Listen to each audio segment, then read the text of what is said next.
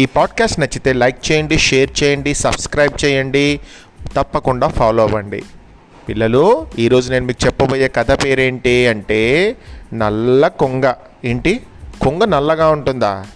అదేంటి కథ అనేది ఇప్పుడు విందాం. ఒక చెరువు ఉన్న గట్టున ఒక చెరువు ఉంది. అక్కడ దాని గట్టున కొబ్బరి చెట్ల మీద చాలా కొంగలు ఉన్నాయి. సాయంత్రం అవి చెట్ల మీద చేరగానే కొబ్బరి చెట్లకు మల్లెపూలు పూసినట్లు భలే అందంగా ఉండేది ఆ దృశ్యం. వాటిలో ఒక కొంగ ఒకరోజు సమీపంలోని మామిడి చెట్టు కొమ్మల్లో కూర్చొని కూస్తున్నటువంటి కోయిల కూత విన్నది. దానికి ఆ గొంతు చాలా నచ్చింది. కోయిల చాలా బ్యూటిఫుల్గా, చాలా ప్లెజెంట్గా పాడుతుంది. కూ కూ అని అంటుంటుంది. అదే కోయిల. దానికి ఆ గొంతు చాలా నచ్చింది. వెళ్ళి స్నేహం చేసుకోవాలనుకుంది. మామిడి చెట్టు దగ్గరికి వెళ్ళింది. తీరా కోయిలను చూసి ఆశ్చర్యపోయింది. అంత మధురంగా కూసేది ఈ నల్లని పక్షి అంటే దానికి ఒక పట్టాన నమ్మబుద్ధి కాలేదు. కానీ తన కళ్ళు ముందే నల్లని కోయిల కమ్మని గలం విన్నాక నమ్మక తప్పలేదు. మల్లెపువ్వులా, వెన్న ముద్దలా, నిండు జాబిలిలాగా ఉండే తనెక్కడ, చీకటికే చిరునామాలా ఉన్న ఈ నల్లని కోయిలెక్కడ? తనలాంటి తెల్లని కొంగకు ఆ నల్లని కోయిలతో స్నేహమా? చీచీ, వద్దు అని అనుకుంది. ఇలా అనుకున్న మీదట అది కోయిలతో మాటలు కలపకుండానే తిరిగి కొబ్బరి చెట్టున చేరింది. కూర్చొని ఆలోచించసాగింది. కోయిలకు అంత సుమధుర స్వరం రావడానికి గల కారణాలు ఏమై ఉంటాయి? నా గొంతులో ఎందుకు వీణుల విందుగా లేదు? నేను చెరువులో చేపలు, పురుగులు, పుట్ర తింటే అది ఎర్రెర్రని లేలేత మామి చిగుళ్ళు తినడం వలన? ఇలా అనుకున్న తర్వాత దానికి తీయగా పాడాలని కోరిక కలిగింది.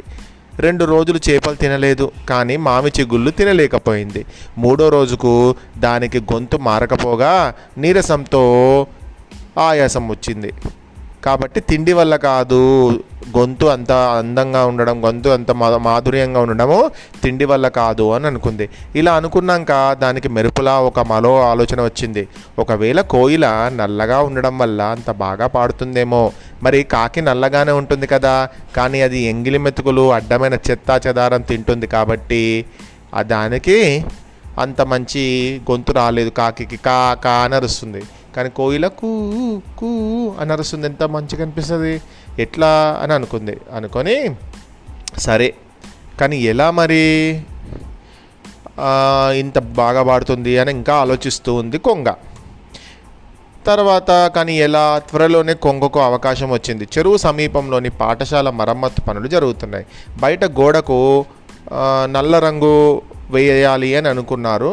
అయితే ఆ నల్ల రంగు డబ్బా తెరిచిపెట్టి టీ తాగడానికి వెళ్ళారు పనివాళ్ళు.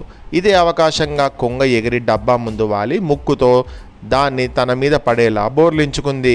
ఇంకేం, పాలలాంటి తెల్లని కొంగ కాస్త కాటుకల నల్లని రంగులోకి మారిపోయింది.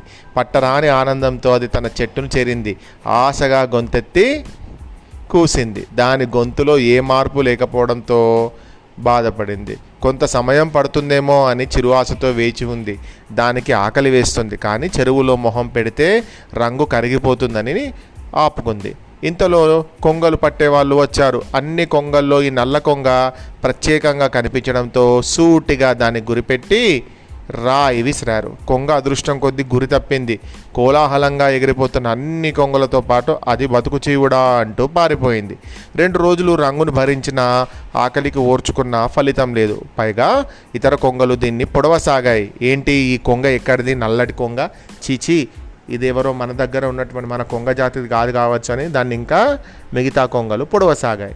చివరకు చెరువులో రెక్కలార్చుకొని ఒళ్ళు కడిగేసుకున్న కొంగ తెల్లగా అయిపోయింది.